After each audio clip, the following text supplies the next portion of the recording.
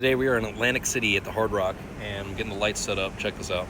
So normally we have those bars, which I showed you guys yesterday, but we don't have them because there's not enough room on the stage, and everything has to be forklift onto the stage. It's kind of a smaller room for this particular tour. It's about 5,000 to 7,000 caps. So what we're gonna end up doing is tapping into the direct supports floor panels. I'll show you. So these lights here are not ours. They've been on the tour every night, but we don't have access to them generally because we're not paying to rent them, but they were kind enough to let us use them tonight because normally we have those 4 towers which we can't get on the stage tonight. So we're gonna get a little help from the direct support band and have a little bit of access to these lights. So I went ahead and patched them into my template.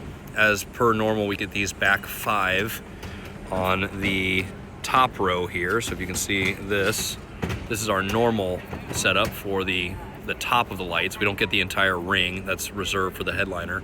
And then we have anything on this front bar here, including, as you know, we always use the D Live to control things like the cob lights, right? And then the front lights.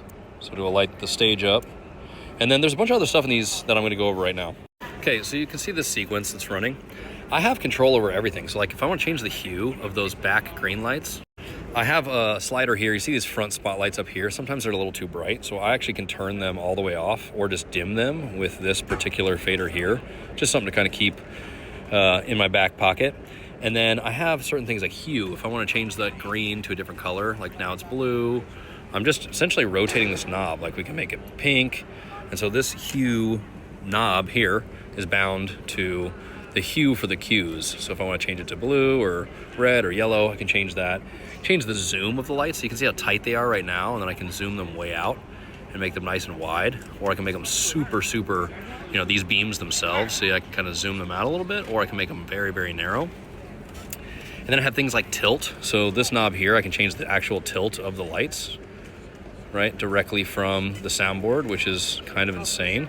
And then I have the pan. So if I want to just kind of like flip the lights to the sides, I have full control over that from this pan knob right here. We have a bunch more stuff on here. I mean, obviously fronts, haze.